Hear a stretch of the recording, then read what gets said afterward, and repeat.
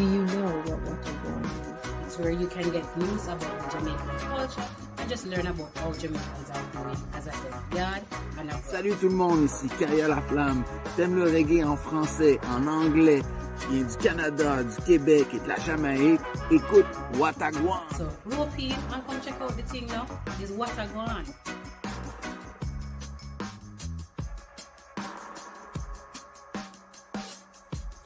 I live in the UK and I enjoy tuning in to Watergwan. I am a big fan of Watergwan. I'm always looking forward for the great vibes, the great things. They discuss a lot of things that are going on in Calgary, across Canada, and of course Jamaica. So this is what is going on in Jamaica.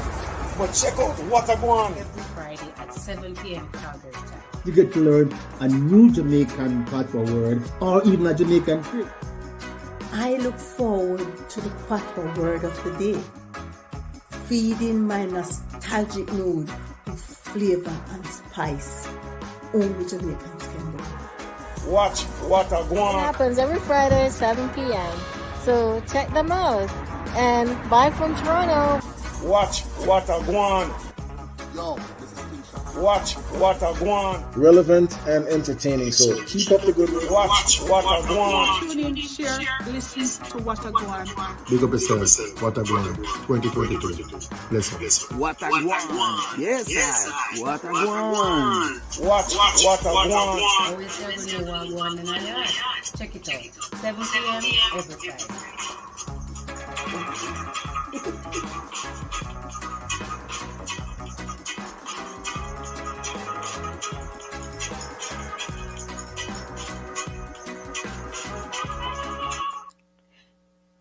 Happy Friday, everyone. Happy Friday. Thank God it's Friday. I'm so happy. My name is Shelley Morgan, and it is my pleasure to be your host and resident aging well educator and researcher. So, how was your week? Wagwan. For some of you who don't know, I currently live in Montreal, Quebec, but my roots are deep, and my home is in Linstead, St. Catherine. My parents are still enjoying a wonderful, rich life in Linstead. My mother is actually a retired teacher, and my dad a retired police. Hence my passion for teaching and discipline. And you can tell that I'm quite excited about today's topic. On today's show, we'll be discussing education and its place in national development with our esteemed guest, Dr. Karren Dunkley. This is going to be another fantastic, fascinating talk. So stay tuned because it's going to be good. But before we go any further, the patois word of the day is flan flan. Flan flan. You know about flan flan?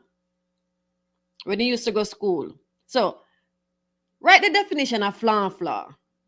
Use it in a sentence. Tell us if you like it, how much you used to pay for it. Yeah? We welcome all your questions and comments in the chat. Let's keep the conversation going because I want to know if you really understand what I say. We really like flan flan. Yeah? Flan flan. No. Last week we had another excellent conversation with our guests, Donovan Tate and Captain Rupert Francis, on the topic of policing. This was a hot topic, considering how the police organizations and policing methods have created a steady stream of headlines in our news cycles. We spoke in depth about the role of police and the effects on modern society. This was an important discussion, and I encourage you, just in case you miss it or you want to watch it again, go to our YouTube page. We'd like to thank Donovan Tate and Captain Rupert Francis for coming on the show and talking to us with their unique experiences and definitely talking about their hopes for the future as it relates to policing in our land, Jamaica. I encourage you to let us hear your comments, your feedback on our show. Keep them coming. If you missed a show, any episode, check out the replay on What a Gwaan YouTube channel and our Facebook page. Find the links on our website, whatagwan.ca. Now, what's happening across Canada? Look for the events nearest you and please participate. Now, in Vancouver, ANIXM Cultural Society is hosting Van City Roots and Culture Experience on Granville Island, an all-age free event on Saturday, September 24th from noon to 10 p.m. There will be a kids zone, food, beer, garden, and live entertainment featuring some of the best seasoned and up-and-coming local, national, and international reggae artists. There will be something for everyone. Remember to save the date and head down to Granville Island on the 24th. Check out the granvilleisland.com events page for more information.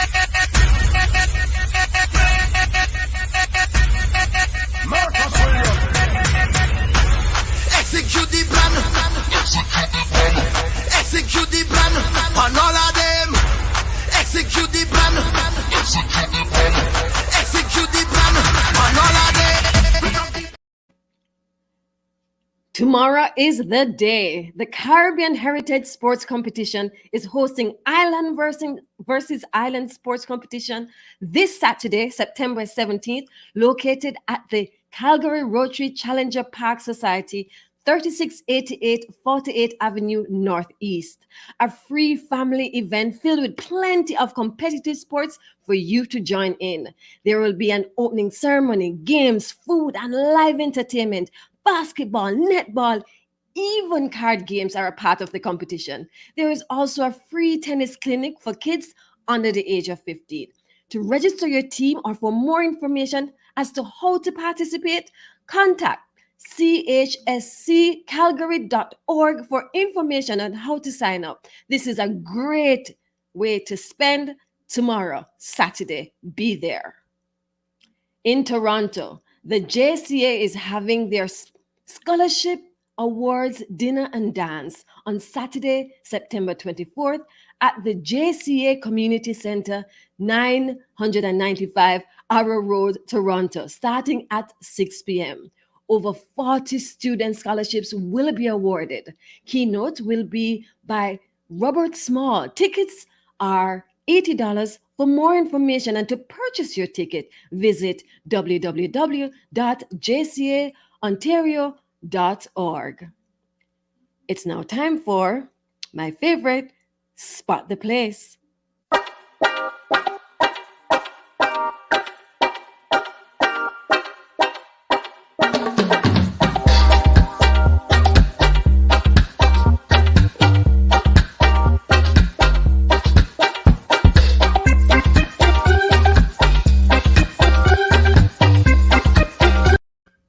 Listen, we want to hear from you. We want you to guess this place. People, come on in the comments. This place is located in the Rocky Mountains in Alberta, Canada. The name is a national park and a town. Now, in its 2019-2020 season, the park received 2.46 million visitors. At times, you can see local wildlife in the city center. By the way, you know, say, Jamaica must up there. The Spice Joint Jamaican Restaurant and Cafe is located in this place. Can you spot this place? Come on, put it in the comments. We want to hear from you. I know you know this place. And let me know, have you visited Spice Joint Jamaican Restaurant and Cafe in this place? Tell us in the comments. We want to hear from you. Good people, It is time to reason with the one and only Donovan. Time to reason.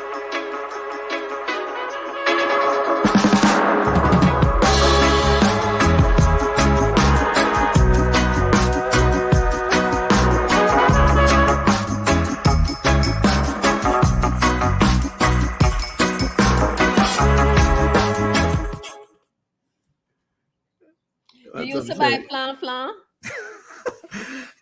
Everybody buy flan flan when them go to regular school. Like when you go to regular primary schools. Like I don't think they had them at the uptown ones, eh? Oh. So you might not have experienced the flan flan. But As I said, I came from Linstead, St. Catherine, country. I Linstead, I go primary school too, you know. Our school. But we have some good ones, I'll tell you that. You know, you have one lady, I'm not sure I remember the lady name, but her thing, like, is that Toto kind of thing, you know, Yeah. Toto? Yeah. But may I tell you, man, them something that didn't make good. Yeah. That didn't make good. But you have a few who never have such a great reputation too. You said when school picnic make to turn room upon your food, you know. Your flan can't sell. Yeah, not all of them had great reputations. Let's put it that way. But it was a feature of primary school back in the days. Yeah. And you know, so it go. But listen, today we have a really great reasoning, right? And I'm not sure I'm talk to her about flan and stuff like that. but I tell you, we're going to talk about education as a part of national development. And this person, trust me, the resume is long, but it's not just the resume, it's the passion. I think the passion is even bigger than the resume. So I'm going to have a reason with her. Yes. And then maybe we'll talk a little more. Yes. All right? All right. Cool. Folks, welcome again to A Time to Reason here on Gwaan. And today, we're going to talk about education as a part of national development. And it is my absolute pleasure to have Dr. Karren Dunkley to be your guest today. I won't go into Karren's academic achievements. I'm going to talk about her recognition, right? She has been recognized with the prestigious Christian R. and Muriel Lindbach Foundation as one of Philadelphia's best principals. She's the recipient of the Tuskegee University Education Advocacy Award.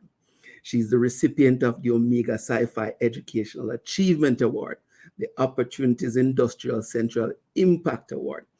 The list goes on, the Biden Presidential Achievement Lifetime Award. And she's also been recognized by her alumni or her past for a Distinguished Award for the St. Catherine High School, the Distinguished Alumni Award. The list goes on. I could talk about Karren forever, but listen, I'm going to bring her online and then we're going to get into the chat. What's up, Dr. Dunkley? So you have to take yourself off mute first. And I figure you're getting it. I figure you're getting into the laugh about the flan. Yes, it is quite funny, but let me just say greetings and salutations. I haven't heard that word in ages, Donovan.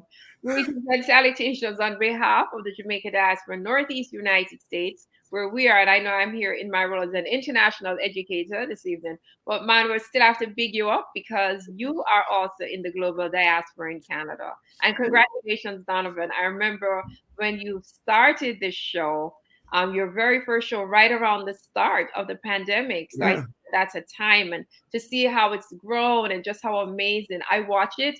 You definitely post to our public page on the Jamaica Diaspora East. So thank you for having me. Yeah, man. Always a pleasure. I'm going to fly over here. I'm going to fly show this. Oh, fly, take that show. I tell you. All right, listen, we're going to talk some serious thing. I mean, you have been in the education business for a long time. We want to look at it with a lens that points to Jamaica. Always a talking point. So maybe let's dive right into it. In your opinion, where does education fit as a pillar in national development for you? Thank you again. This is quite a compelling question and a compelling conversation that we have to have at this critical juncture where education, as we talk about education nationally, we have to contextualize our comments and our insights that international, global education and what it means to be educated and to have a population that is educated has evolved, right? Especially as we continue to emerge, and I say continue to emerge from the unprecedented COVID-19 pandemic, simply because the impact of digital learning for a generation who had to struggle through a lot of the technical and the technology pieces around that kind of learning, we're still seeing that, unfortunately, as they enter grade level, they are at least 2 to 3 grade levels behind. So we have to talk about where we see education in terms of Jamaica's national development in light of the international context with COVID-19.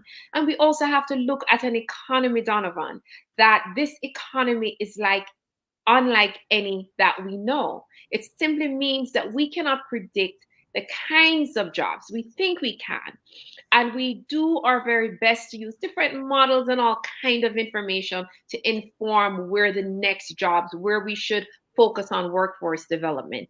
The reality is, when I was a high school teacher, I did not know that my scholars at the time would be able to earn a living by creating an app, that they could be millionaires and billionaires, through something known as a gig economy and entrepreneurs. Right. So when we talk about education aligned with Jamaica's national development, it is at the center of what and how and who.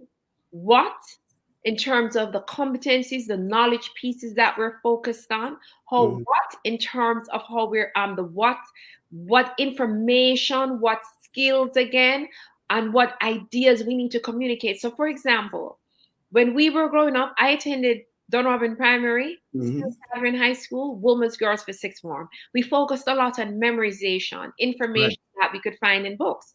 Now we're saying, in this iteration of education, that if the scholars can Google it, it's not something you need to spend a lot of time teaching. And now Google is a verb. Google is an action word. Right? When Google was this thing, I mean, certainly there are so many search engines, but Google has the market. So the metaphor is not lost. So education anchors Jamaica's national development. When you look at the fact that we have so many undeveloped areas, when you think about education itself, health and wellness, right? When you look at crime, that's a direct linkage, and you had such an interesting conversation around crime. When you look at where we need to go in terms of innovation, research, technology, agriculture, so we can address food security issues, education sits at the center. It has to anchor the society. How may you talk to each other, Donovan? How we conflict resolve. Education sits at the center. So in terms of national development, we need a population that is literate, not only in the 3 R's, the reading, the writing, and the arithmetic. We have moved beyond that meaning of literacy. A true literate individual is someone who can think critically, so they can ask questions, they can respond with feedback. They might go cost you if you have a different point of view, or take it personal, or bad you up, right? Can solve a problem if we bump into you and a bad man think this and come, I'm a fight two shot. No, we're gonna speak, we'll talk it out, right? So it's problem solving, critical thinking, teamwork, working together, innovation, creativity, all of that. No, literacy. So let me ask you a question then. With that perspective, when you examine and assess where we are, especially, here we are celebrating 60 years of independence. How much of that equation are we seeing playing out in the realities? So, Jamaica reports a 90% or 96% literacy rate, for example. But when you look at the economic structure and the development of the society and this, the micro communities, are we seeing that equation playing out?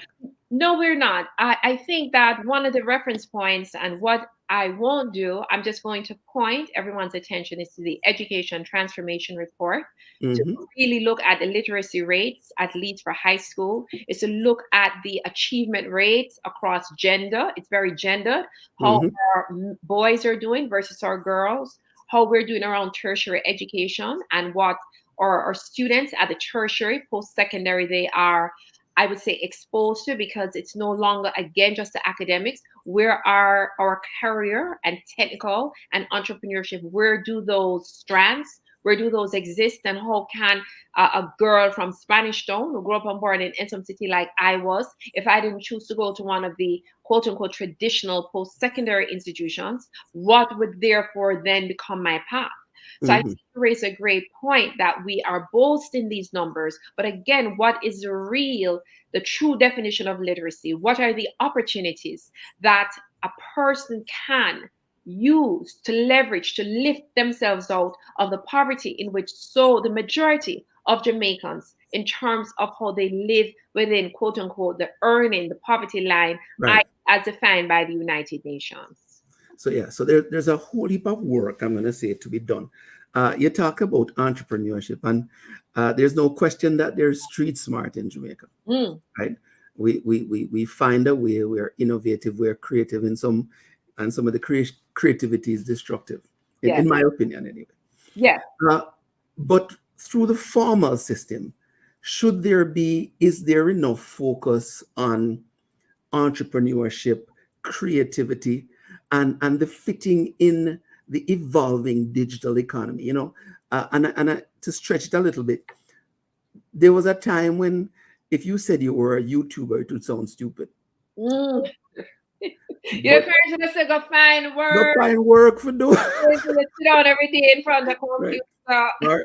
Our way of tech, waste my money. Yes. But that is an economy that creates opportunity and wealth.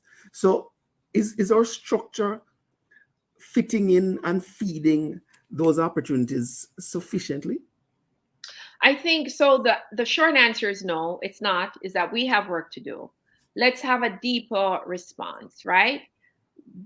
We, first of all, I think as a community, we can only think and imagine as much as we have examples of people in society who are able to do well and show that this well is visible to the society. So me no say a man can sit down and, again, to your point, right? Who would have imagined? I read an article where someone in Jamaica made over $30,000 US.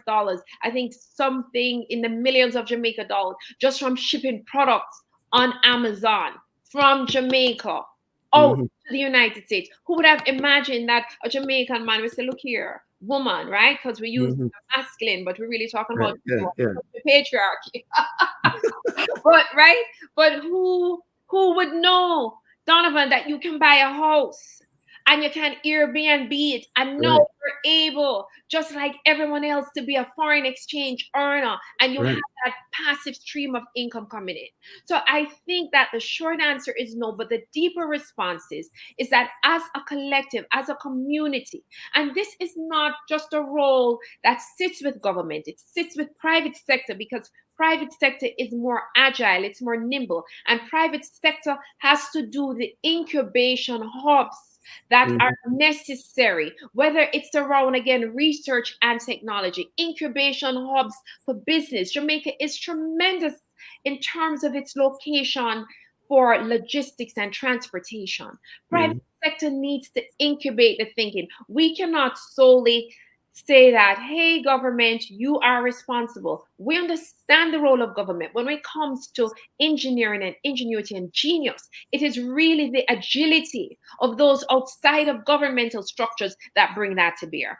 And we need to create that for young. It's not like we waiting until our scholars get to high school. That starts in the elementary school, the digital natives, the concept of this global economy, that here we are, Donovan, you're in Canada and I'm in America, and it's like I can see you and touch you, and we're emoting together.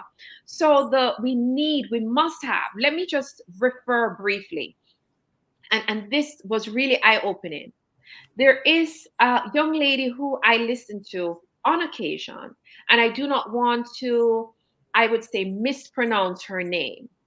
And the conversation was, how did a country like Singapore get to develop the way that it has developed?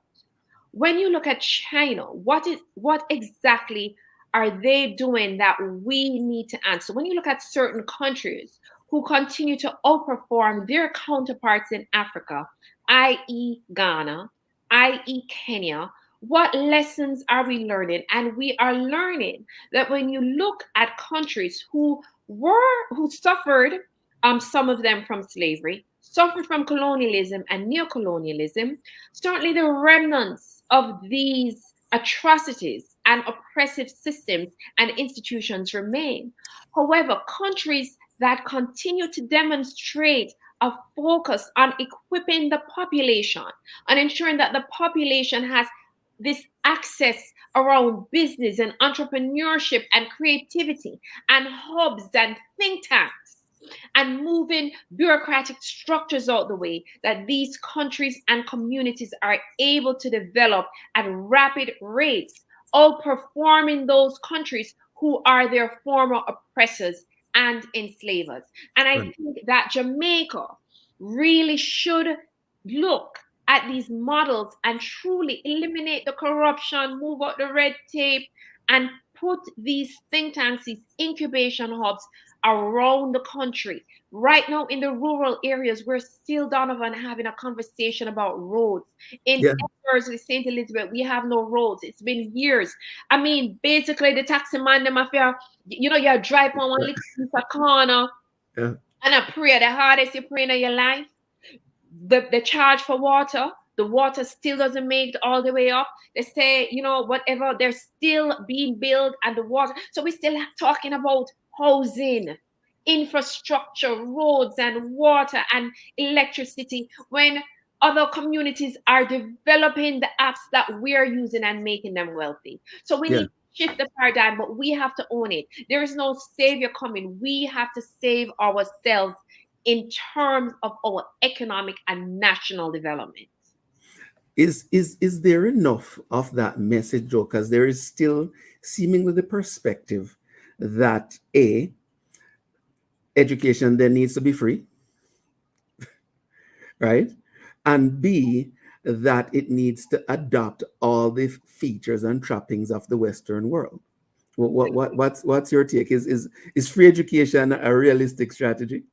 I think that up to a certain level, yes, you have to have free education, because up to a certain level, you have to ensure that your population, that you don't have what we call an intentional underclass. You don't create it. Because if it is that only the rich should be educated, or those who can afford it, then what we're doing is taking the brightest minds and we're saying that you are now prescribed to this future of nothingness, and you can't do so. It's untapped brilliance and genius.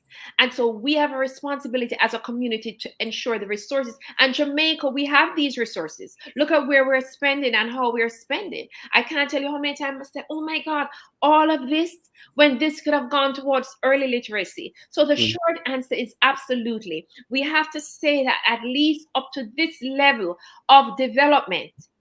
Remember, when you talk about reading in terms of the linguistics, once you pass a certain age and you miss the window, after that, what we're having is remediation around reading. How can we teach a young person whether, that literature, it's reading, the comprehension, the linguistics, the semantics, all of that. Once you miss it at a certain point, everything else that we do is remediation. And remediation means never enough, because it means you're always trying to catch up. So we have that moral obligation. It has to be a moral imperative. However, it must be coupled with civic pride. How is it in Jamaica? Listen, we were on a Marcus Garvey. Donovan, listen, you talk about flan. Shelley was saying flan.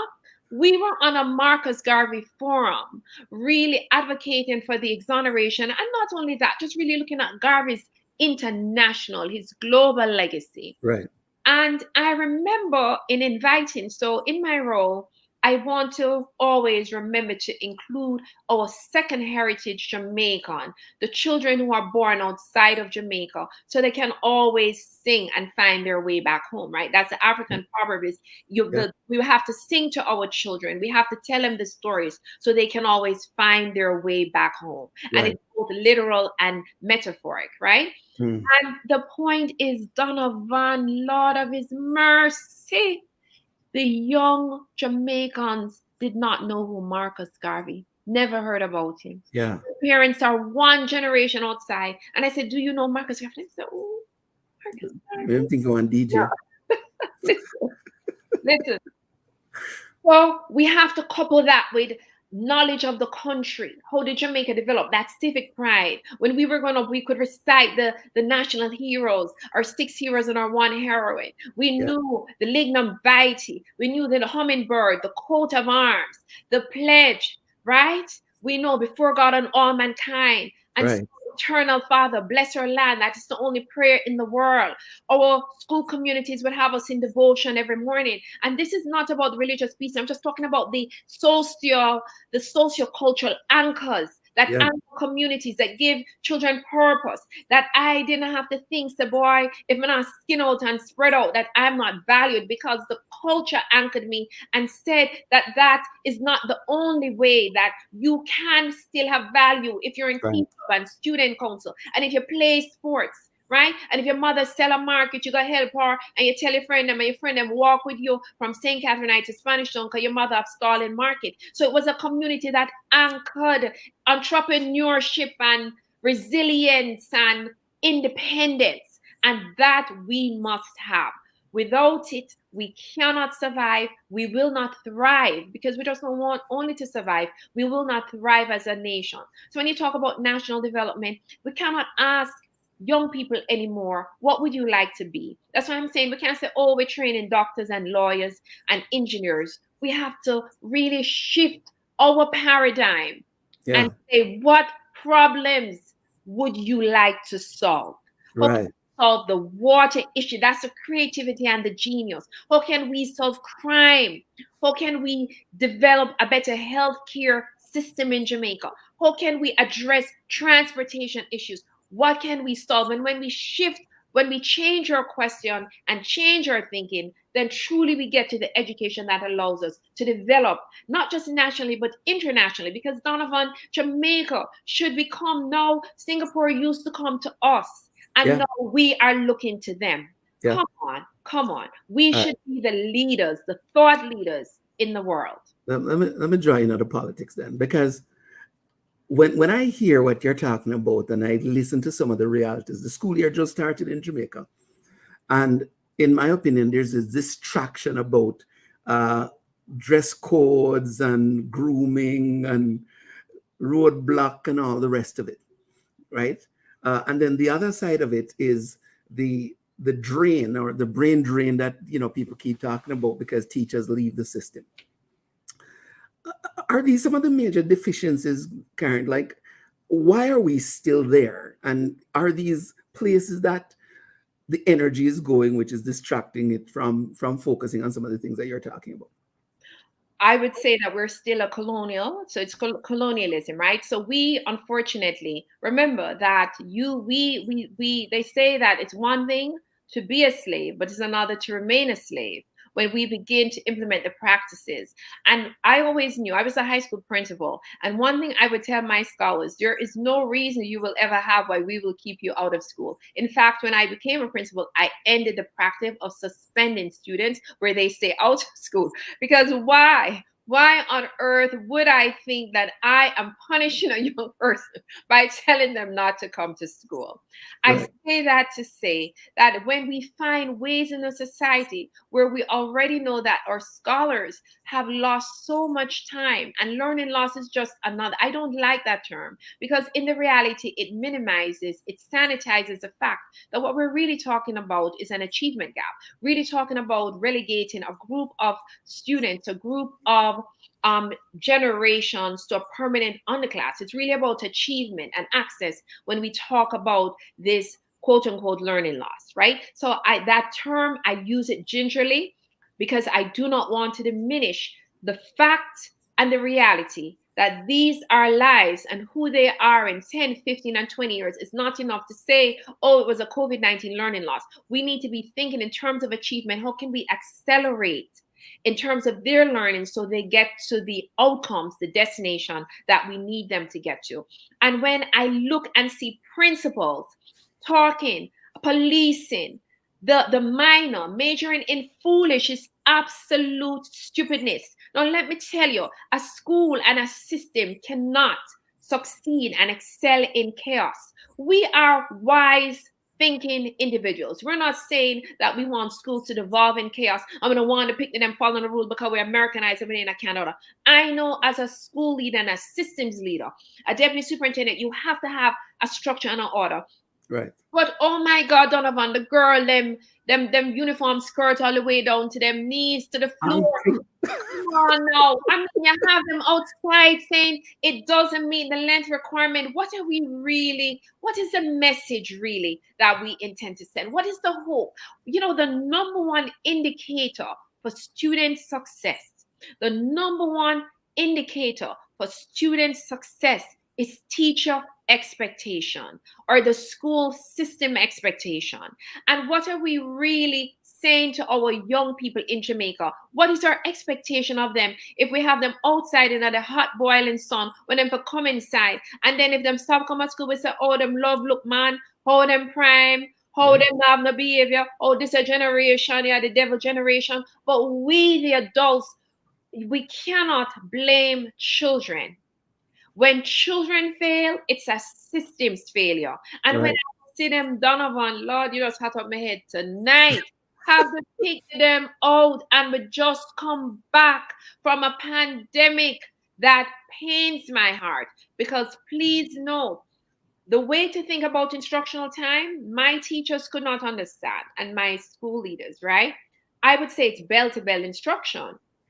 And they were like, they never understood why I insisted that instruction went bell to bell, down to the last second. Because if you miss 5 minutes of a lesson, 3 minutes of a lesson every day, it's 15 minutes of a lesson every week. 15 minutes of a lesson every week is what? How many times? In 2 weeks, you're at what? 30, right? Yeah. 3 weeks, you're at 45. 4 weeks for a month, you're at 60 minutes. So you have lost what? 1 hour. 1 hour. And if you total that, that's how you have to think about instructional time. And so for me to have these young people, and also that is one piece. That's my education, my educator lens speaking and responding to this, to be clear. That is first, do no harm. Get those young people in. When my scholars came, if they didn't have uniforms, we gave them uniforms. We don't know what it took for that young person to come to school. Sometimes, my God, them parents can't find bus fare. We used to walk from Ensom City to St. Catherine High School. My sister went to St. Jago. By the time my brother went to St. George's, my parents had a little more money.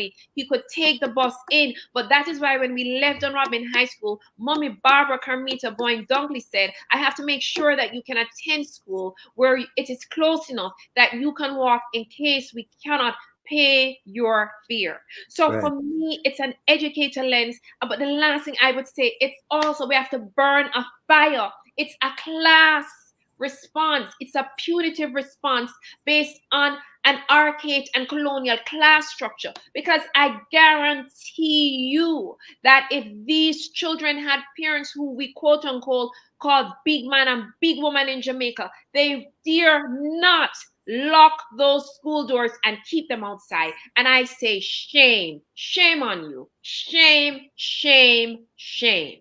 So I have a burn of fire upon it. Yes, we have a burn of fire. And I reached out to the avenues because I said this cannot continue and we have to speak up for them because for them poor little mother, I know because Jamaicans, even we know we have a discipline problem, but when it comes to respecting, in many cases, in the majority of cases, you still have that, oh, teacher say and principal say, and I don't know because I have to pick out our hair. No, I say that it is an abuse of power and we must burn a fire because these kinds of actions keep our country underdeveloped. Let's talk about the brain drain and teacher migration. How much is that affecting the system in your opinion, and how much does it then impact national development? I meet teachers every day, and every day I have an email. Can I find them a job? They want to talk to me. How can they come and how can they work here? Can I attach them to a recruitment firm? Let me say this, that every individual, when you choose a teaching profession, we know that we will not be quote unquote wealthy by the standards of if we had chosen other professions that we know traditionally globally pay, right? There's some professions, them say, boy, if in it, you're gonna make a little money. Most teachers don't expect to be these extraordinarily wealthy individuals from teaching. However, Donovan, what we do expect is that you will be able to maintain a certain standard of living, a certain quality of life, having gone through those years of education and doing what you love. Because remember, the role of a teacher is undefined. You do not get to just walk into your school and exit. You have to do tremendous planning. Any teacher who's going to be an excellent teacher, and of course, we also have one on two we need for fling way, we flan, right? But any teacher who is an excellent teacher is tremendous pre-planning. Then there's grading, then there's feedback, then there's coaching and extended learning time where you're tutoring and mentoring. So when I talk about teacher migration, to me, I cannot be disingenuous. I have to couple my comments with saying, what exactly do we expect that teacher's life to look for themselves and for their families? And if they cannot find that they are able to live a life where at a minimum they can buy food and feed their kids and them have to beg ride and borrow bus fare for go to work, just like how the young people, then I think that whatever choices they make, we need to fix the system because it's less about them. People, no one leaves a system that works. Nobody run from good. If we have a good system, and by the way, there's no system that is perfect. In education, we know that different educators globally struggle with different issues. But salary, one of those areas where we need to rethink and we need to reassess. What am I saying? Because I compensate you according to what I think your value is. And even though we know that the work of a teacher, the role of a teacher can never be truly compensated because every profession comes from a teacher. Because it's not just teaching in school. It's like those app creators, Silicon Valley, they have a whole bunch of their tech educators. You have to you have to incubate thought, and there are people who massage and nurture and pull it out. Eduseer, it means to pull out. So to answer the teacher migration question is to ask and answer, how do we fix the system so that individuals who are committed to national development and ensuring that our young people have the most empowering vision and actualization of themselves can at least have a quality of lives where they can at a basic level sustain themselves. And we know it has an adverse impact, but I cannot, Donovan, me not pay them bill. Sometimes them ask for help. Back to school teachers, we're the only profession where we help. You ever go hospital and them tell the doctor, go get medical supplies and come back? Never happen. You, the patient, have to bring in your medical supplies. In education, we're like, oh my God, the students, they need. So we use our money or we beg. We're the only group of professionals. So in the end, it comes down to respect. And what the system is saying is that it's a word thing. So I don't need lip service. They say action they said love is an action word. Respect is an action word. And we have to look at the system for civil service and say what, and then we have to incentivize teachers to stay. And we know it has a negative impact, but unfortunately, I cannot say to any individual, sacrifice yourself for the greater good, because they have families and they have children and families and parents and themselves to take care of. All right, listen, time ago. I have two more questions. Let's talk a little bit about the output. Yeah, try to tell me to chat too much in Donovan. No. I know you control time as much as you control things. This is lovely though. But we have to talk about the output. We've got BPO, we've got tourism, we've got a number of different sectors. And people keep saying, well, I can't find jobs. And I know the politicians will say unemployment is low and blah, blah, blah, the lowest it has ever been. But the question is, the quality of output, is it fitting the needs that the industries are requiring, and also then leading to growth? Like, how do you see it? I think again we have to look at our pipeline. I'm a tremendous supporter and a believer in pipeline. By pipeline, I mean when you talk about industries like BPOs, logistics, technology, healthcare, teaching, whatever that industry is acting, right? Jamaica has a tremendous, just look at, let's just say the green economy, the ecosystem around green energy and sustainable development. Let's look at the blue economy, that whole oceanic and the marine, and then the orange economy, right? Or creative and our energetic spaces. When you look at the different kinds of economies, we have to think through what pipelines do we need? In other words, what is the best preparation pathway for individuals who A, may have the talent, or B, just the interest to enter? And how, again, do we incubate, support, and lift? And so for me, a quick anecdote is we have a restaurant in Jamaica, very difficult, very difficult to find a labor force. You're talking about an industry, it's a service industry, it's food and beverage that you would imagine should be fairly simple. Customer service, this and that. However, it's not. Again, that whole hospitality, gastronomy is another pipeline. Right, yeah. Right? So it's the pipelines, and we need to take the experts. Let me tell you something, Donovan. The way you create a pipeline, is not at the end of the pipeline. I know when we get down to the BPO itself, that we try to create the pipeline has to be coming. We have to backwards map it. So we have to say, Jamaica needs to sit and say, if this is our national development, I mean, I really am excited and compelled by your topic, Donovan, education as national development. So if we as Jamaica, if we have the map, and we said, this is our map, that we need this many jobs in this industry, we have to backwards map engineer it, pipeline. We have to engineer it. We have to be intentional. And that is why the input's not matching the outputs. Because we're not intentional. It's just willy-nilly, you look at job and say, you can make a money yourself. You can do this.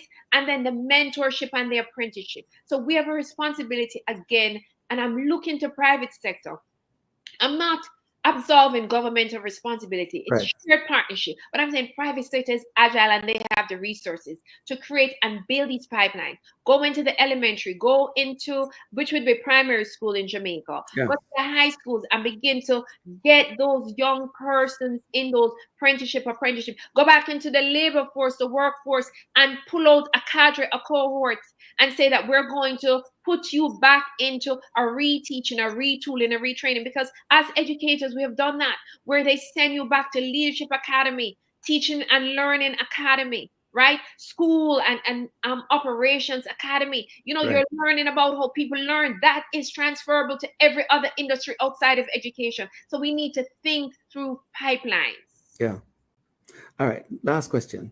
When you look at the system today, what do you see 5, 10 years, 20 years from now as it relates to this equation that we're talking about?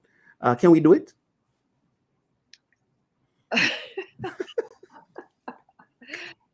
Okay, 5, 10, 15. Yes, Jamaica can do anything Jamaica chooses to do, because Jamaicans are a resilient, magnificent, brilliant people. Remember that when Jamaicans are transported in environments that they can engage in incubations, engage in pipelines, be creative, be innovative, and have access, that we excel beyond any other race or nationality, ethnicity, or just as well. So we are comparable or better. Right? And that is one of the reasons why Jamaica is one of the most recognizable brands in the world. The answer is yes, we can. The question is, what is our will? Do we as a community, a society, and a culture have the will to make the sacrifices necessary, to allocate the resources necessary, to ensure that we get the right people at the table, in the seats, in the conversations, who are necessary to ensure that Jamaica becomes a world-class community, culture, and country? and a geopolitical leader in the world? Do we have the will? And that is the question. Because if it is that we only want a society where it's only a few, the elite, and them look down upon the little people them, and we keep people in squatter communities, that we have people who still have to beg and a plead to get road fixed, right? Then it means that we will not get to the promised land. And let me tell you something, Donovan. I was raised in a Pentecostal family. Amen. And even though I'm Seventh-day Adventist, I know what it is to jump, right? And so I want us to get to the promised land. And what I hear is that we can if we want to. If we want to, if we choose to, and if we are disciplined enough, because it's going to require a level of sacrifice. We cannot get everything. We have to have some delayed gratification. And are we willing to truly take away some of the quote unquote short wins, the little luxury things them where we want, and invest in education, ensure that every child in Jamaica can get to school at the primary level, ensure that they master reading, that when we come out we have innovation. And then we know that we have one of the largest import bill, but here's also my concern. Ownership in Jamaica, where when a young person look around for access to capital to start a business, how do they access capital legitimately? The operative word is legitimately. Legitimately, right? Oh, like that's the question. So when you talk about national development, you're talking about legitimate access for the Karren Dunkleys, who's the only person my parents knew was God. Yeah. My mother and daddy, they don't know any big man. They don't have any big friend. They only knew God. So where's the access point? And when I say only knew, so that has to be the thinking that everyone can thrive in a society, that we can get there without unfair treatment, without oppressive systems, without colonial systems. And so we have to talk about how we change that. And it begins in the day-to-day. It begins in opening the gates and ensuring that those young people are able to go to school. And again, we're not saying devolving without discipline and structure. We get it. But it cannot be that their uniforms that sweep the ground and you still tell them, say, a two shirt. It's symptomatic of larger issues in the society where the weak and the vulnerable are oftentimes abused. It really is an abuse of power. And those who are powerful, who need to be disciplined, are not. Yeah. All right. Listen, Karren, we could go on forever. This has been awesome. A great discussion. Folks, Dr. Karren Dunkley, sharing her thoughts and her prayers and her vision and all the rest of it. Always a pleasure having you on What a Gwaan, my friend. Take care and we'll be in touch. Thank you so very much, Donovan. What good. And remember, we must be so excellent. We will not, we cannot be denied. Those are my words. Thank you. All good and one love.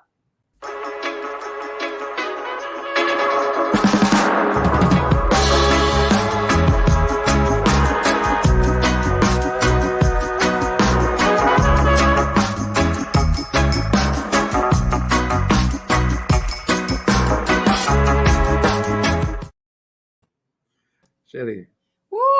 Did I tell you Karren was passionate? A storm. No, wonderful. I love it. It was amazing, refreshing. And we have some people. Sharon Nelson says, love your passion, Karren. Mark Henry says, very inspiring. Love the passion for changing Jamaica and our young people. Fantastic. I am no, she's too many gems. I stopped writing. Serious talk, not true? Yes. Serious talk. But you know, maybe the biggest thing or the point that I take away from the conversation, and you know, I know Karren, I've seen a lot of her work, is we have to have the will. Yes. In order to achieve it, because it's not beyond us. For the amount of achievements we have had as a people, yes, there's no question about our ability to achieve. The question is there the will within the leadership, right? And not just government. I think that's also an important point, that many of these things can occur but it's not you sitting down and saying, boy, the minister for do this or the prime minister for do that, or where are the others with the capital in order to make it happen? Wicked conversation, trust me. Excellent. Love, And well love the placed. one. Yeah. Love the one, yeah. And hopefully people, I see Mark saying, "Boy, I want to invite her to Montreal." She comes well recommended, man. Mark, trust me. So true, so true. So yeah, no things, and I think one of the other things that maybe came out that I wanted to kind of reflect on is the whole issue of the colonial legacy in our structure. Yes.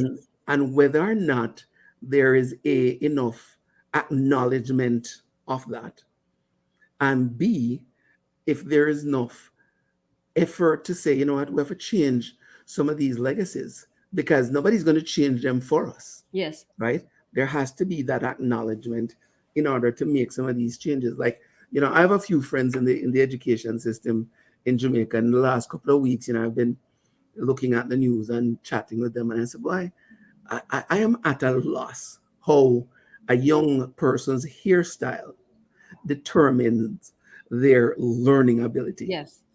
Yes. Unless the thought is, because I know when I was growing up, we put down certain groups. You put down Rastas, uneducated.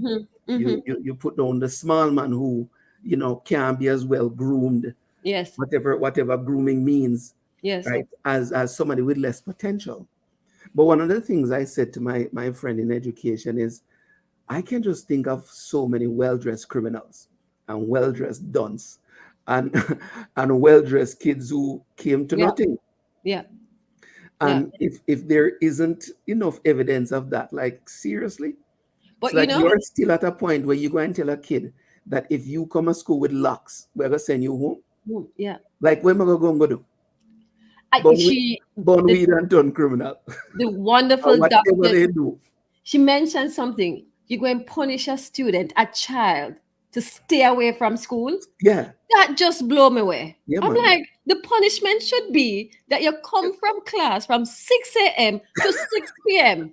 and the 2 hours before a school, yeah. The 2 hours you get some one-on-one teaching with the strictest of teacher. Now that is punishment. No, your punishment is more school. More school. See, more school. And then the other thing, as we get to wrap up here as well, is I think what I said to some of these educators is, and then you wonder why the resentment leads to crime. Yes. So here's a 12-year-old kid or a 14-year-old kid, and he sees the system as oppressing him or her. And they build that resentment. And then a few years from now, what did you expect? Like, yes. Yeah. And the same thing with the parent who is resentful. You don't teach them any conflict resolution. There's no negotiation. There's it's no my way or the highway. Like, there's no conversation. What do you expect them to do? Yeah. Yeah. So, there's a lot to work out. Trust me. But I want to let it happen. I love it. Love it. Yeah, as Prudence said, love this. Love it. Yes. All right. We're going to go over time, but I'm going to run because this one could go on and on. It could. All right. We talk here. Later.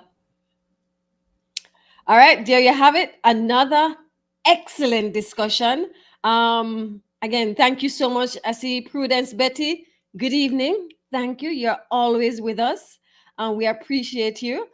Prudence, nicely, Betty. Good evening. Wagwan. Everything are going. Enough things are going. So let us tackle our little quiz.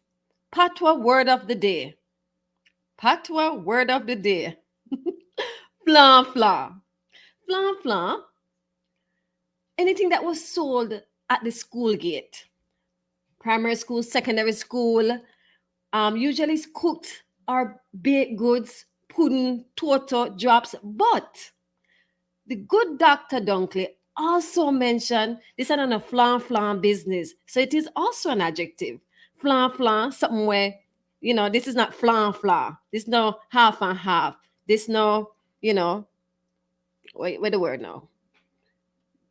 Less than good. Flan. Yeah, this is not a flan idea. This is the best thing. Education is the way to go for Jamaica. That is no flang sentence. Excellent. And our spot the place.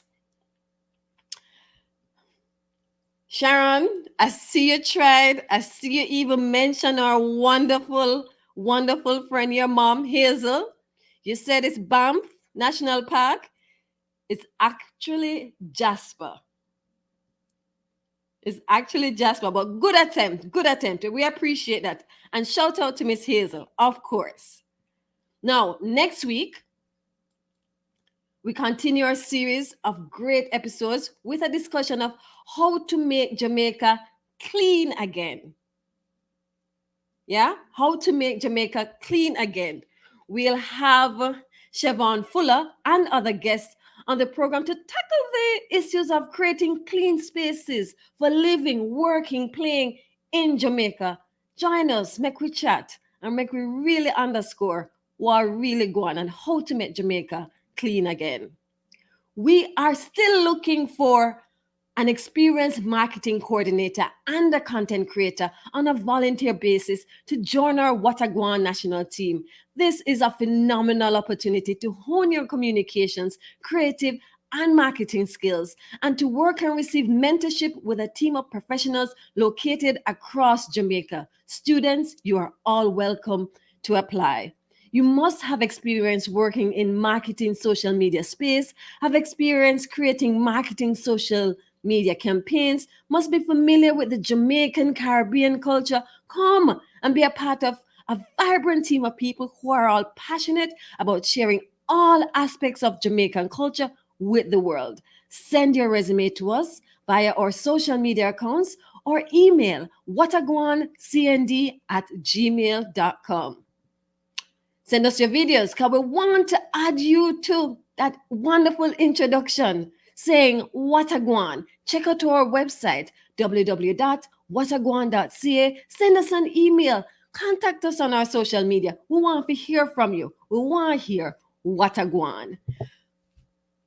My name is Shelley Morgan. Thank you so much for joining us for another wonderful, excellent episode of Wagwan. I'm wishing you an excellent weekend. Take excellent care of you and yours. Walk good.